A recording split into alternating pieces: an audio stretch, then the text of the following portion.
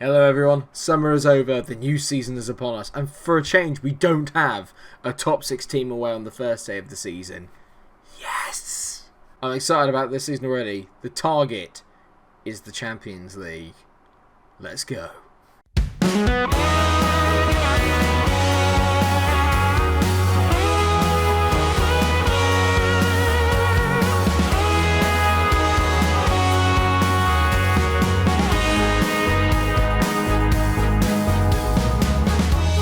Yes, hello viewers, welcome to Season 4 of the FM20 Leeds Save. I hope this finds you very well and safe in these weird times that we are currently living. In even weirder times, we're going for the Champions League this year. That's right, I'm going for it. We have Europa League football this year, so there's going to be plenty more episodes from this season onwards as we delve into European competition. In terms of what the goals of this season are, Europa League, I'd love it if we could win it. But top 4 is my priority. If I can get top 4 and break into that, it will be probably the best start to a save I have ever made. And with the signings that I've made over the summer, I'm feeling quietly confident about our chances. Let's meet the newbies. But as always, we will start with the outs, and Ricardo Kishner has gone. £9 million to Yeonbuk in South Korea. Good player for us, was an experienced campaigner, did very well in the first season for me, obviously helping me get out of the Championship. Got a couple of important goals in the Premier League. As you can tell, made 99 appearances for the club in the league. This stat always annoys me because it doesn't take into account cup competitions, which is a bit upsetting. But either way, a very good player for us, but wasn't quite the level that I need now to take us to that next stage up. It was a brief stay for Josh King. He's gone to Al Jazeera for £5.5 million out in the UAE. Never really cut it for me. Obviously was more of a stand-in. Only 8 appearances last year, as you can tell. 2 goals, not brilliant. And the last notable departure is that of Liam Cooper, but he has only gone on loan to Swansea. He has not been sold just yet. Still probably has a part to play in this team. No one would kind of like pay him the wages that he needed, so I've decided that I'm going to just loan him out for another season, bring him back, and then have him as another maybe dressing room leader, maybe take him on as a coach at this place. But it's not fair to keep him here when he's not going to get first team football. And one quick note, Ellis Agbula watch, who was obviously one of my young starlets coming up. He played all year last year for Exeter and got them promoted from League 2 to League 1 with 9 goals and 13 assists last year for Exeter. He has gone back on loan to Exeter this year as they look to survive in the Sky Bet League 1. But you can tell here a lot to like about Ellis Agbula. He is coming along nicely and he will definitely play a big part in this series later on down the line. Get excited.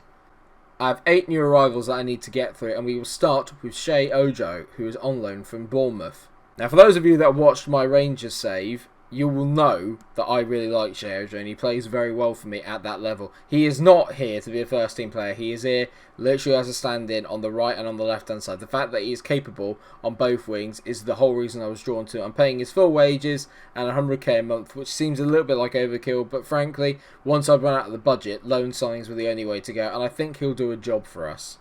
Another loan signing in that I got from Chelsea, but this one I am willing to pay the money for. Ben Godfrey has arrived, and I could sign him at the end for £30 million. I tell you what, I'm already thinking I might take Chelsea up on it. He's valued at 33 million. You look at it here, he's got incredibly well-rounded attributes, and he's going to be my other first-class centre-back alongside Van Hudson this year. You can tell that maybe I need to strengthen up a little bit at the back. He's described as an elite centre-back, and he has all the ability and all the attributes to be an absolutely world-class defender. Now, on to the money signings, and I feel that this is a little bit of a gem.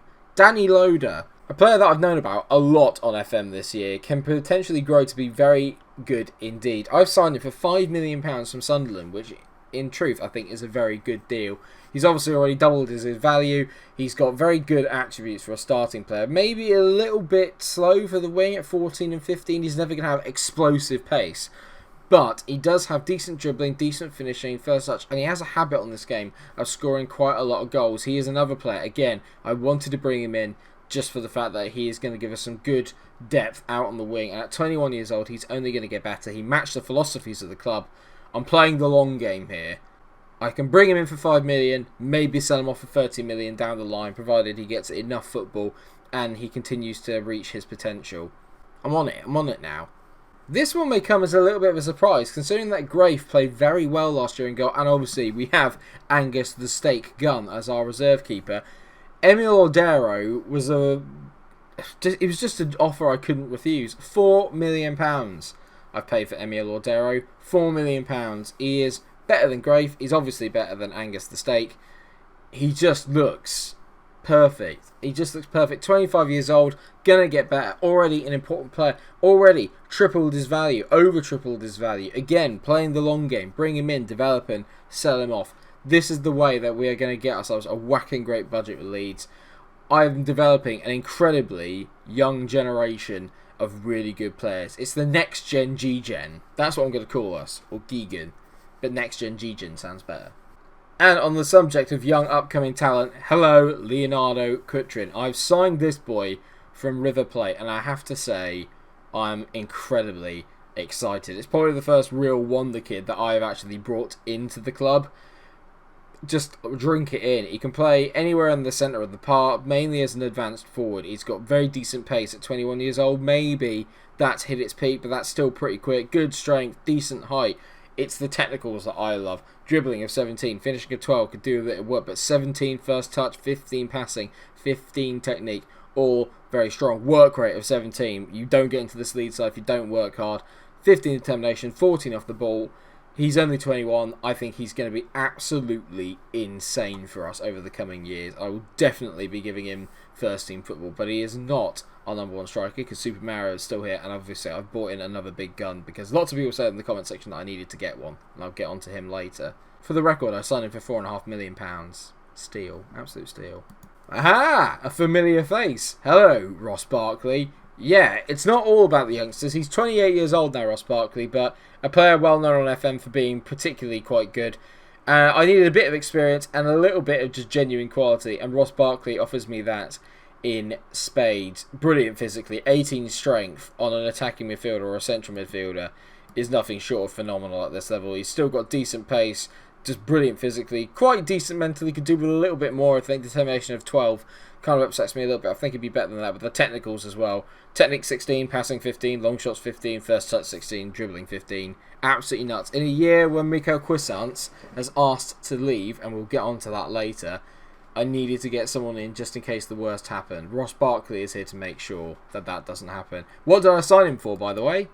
£11.5 million, which I think is an absolute snip for a player that has still got a fair bit of potential, even at the age of 28. Hopefully, he will find his best form for us here. It's time for the penultimate player. Hello, Talus Magno. Yeah, I can tell.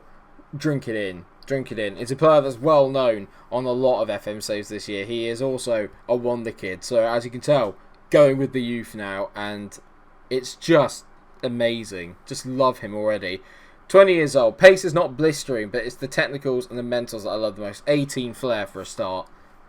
Top. Dribbling, 15. Very good. Technique, 15.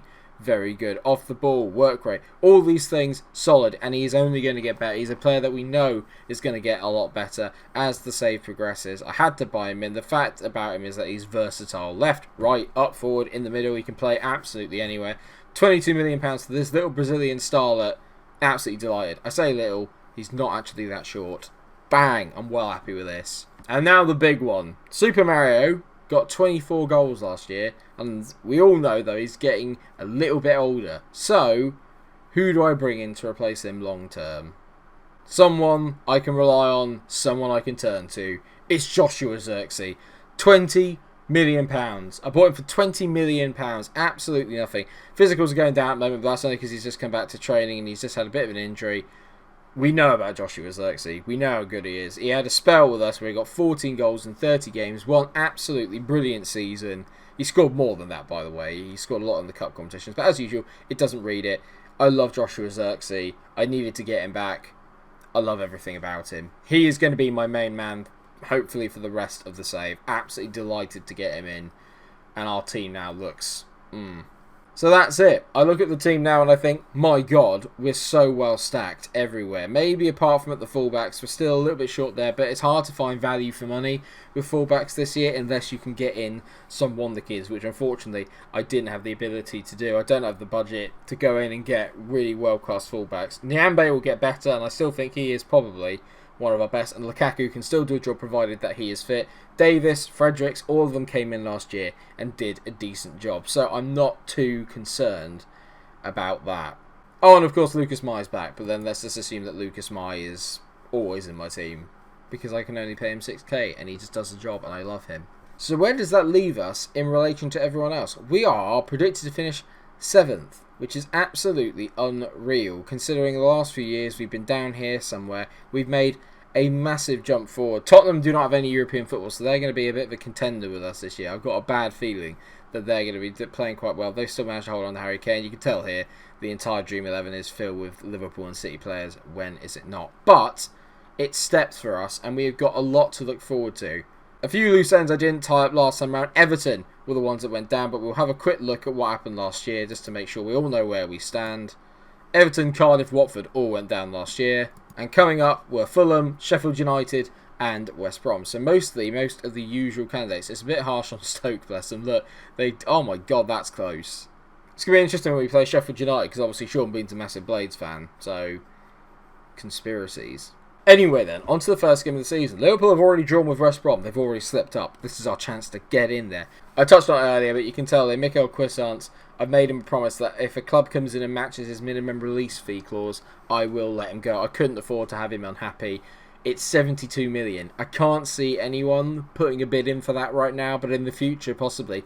He wants to play Champions League football, doesn't believe he can get it here. This is the whole reason why I want to get Champions League football, so I can keep Mikel Quissance happy and keep him here with me and never let him go. So our first starting lineup of the year is as follows. Odero takes his first place in goal. Lukaku, Van Hudson, Opoku and Nyambe make up the back four. Ben Godfrey is injured, as is Joshua Zirkzee, so neither of them will be playing a part today. Calvin Phillips and Quissance are in the middle. Quissance playing as the box-to-box midfielder role I think he can fulfill, as Ross Barkley has moved into the advanced playmaker. Magno's on the left, Roberts is on the right, and Super Mario leading the line up front. I think it's only fair that he gets to lead the line. He's been absolutely brilliant last year. Why would I not want him to stay at the top of the line? Got to give him a chance to fight for his place, regardless of what happens. He's the guy that got me 24 goals last year. It'd be wrong of me to take him out just because I can. Looking at Villa, actually, they've made some very decent signings here. They've got Bakambu, they've got Quintero on the right, who's very good. They have bought Alberto Moreno, but we all make mistakes. Right, I'll go past you, so I'm expecting you to win tonight, boys. It's putting the pressure already, but this is a team now I expect results. I always expect us to go out and at least be in the chance with a draw. Away from home against the teams that are of a similar level to us or a little bit lower in the table, need to start racking up wins. Need to turn those draws last year into wins. That is the most important thing. It's probably going to take a little while for the team to kind of like merge together with the new signings, but that's why I haven't put in too many new players. I've kept it relatively simple and relatively the same as what we had last year, because I don't want to lose that fluency and that brilliant form that we had towards the end of last year. Obviously that's last year, there's been 2 months since then, so everything could change. As Baldock whips a ball in and Wesley heads over the bar. At the moment, Villa are the ones doing all the pressing and all the chances. Quissance whips a ball in towards the back post and Mings heads it away. Now, Alberto Moreno is definitely going to get there. If there's one thing Alberto Moreno is, it's quick, and that's just about it, to be fair. I shouldn't be insulting him, because he's definitely going to do something good here. Moreno to Quintero, don't let him get too far on the ball. Unmarked Alberto Moreno, he's literally just banged one in the top corner. He's just really not good in real life, and this has really upset me. Nothing Odero can do, we're 1-0 down. And suddenly my excitement is turning into a little bit of anxiety. I'm getting a little bit annoyed by how we're not doing anything. So we've had 6 shots, all 6 on target. No highlights though. Not one chance yet. This is not how I wanted to start the season, I'm not going to lie, with the defeat at Villa Park. Wesley's at the bar. I mean, are we even here, lads? Are we... They're still on the beach. Wesley, he's at the post again. Literally, we're on the beach. We're just on the beach. Is anyone actually here? Wake up! I was sat there thinking, awesome, a chance to get 3 points. Not, oh, I know, a chance to get battered by Aston Villa. Mario hits it. He's at the bar. I don't believe it. That's the first chance we've had, really. It's the first highlight we've seen. Mario Balotelli strikes the bar, but just shows just how dangerous he can be.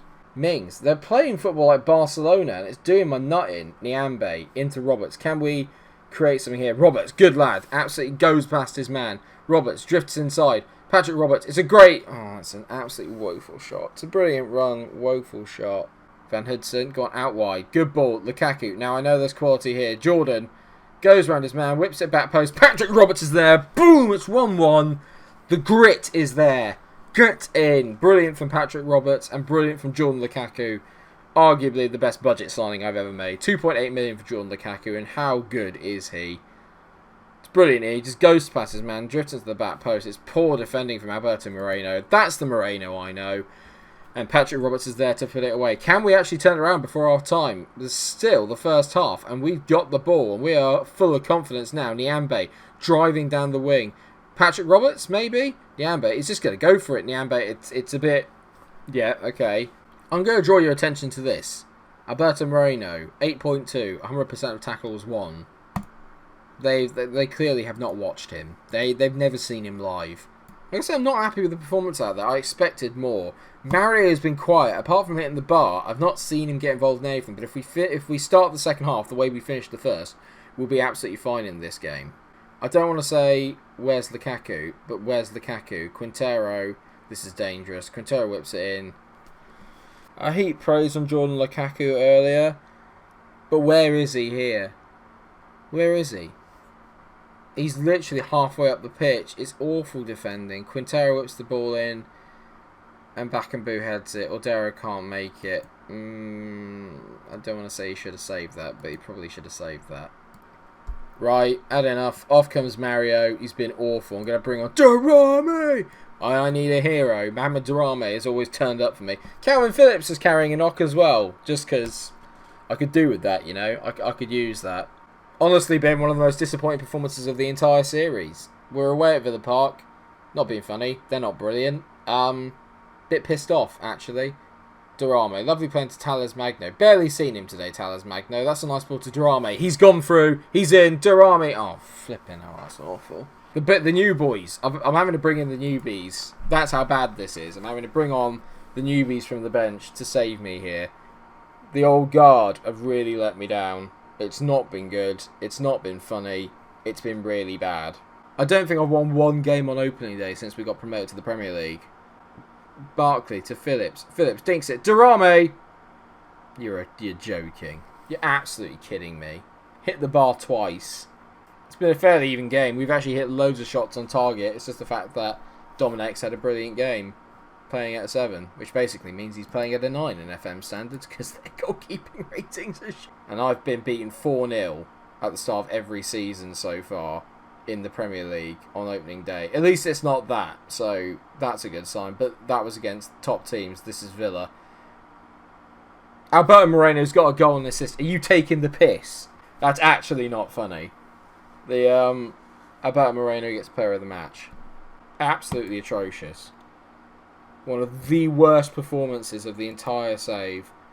And Christensen's out for 3 to 4 weeks. It just gets better. I'm not happy. I'm really not happy. That's really put me in a bad mood.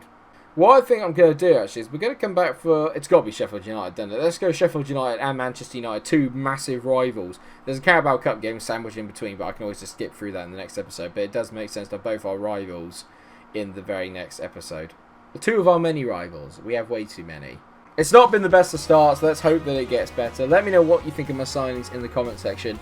And thank you so much for watching this episode. I hope that you have enjoyed it. Of course, if you have, please do drop a like on the video, share, subscribe. Let me know where you think we're going to finish in the league. And did I do anything wrong in the Villa game? Or is it just one of those things that happens? Let me know. And thank you so much for watching. Until I see you in the next episode of my Leeds United save.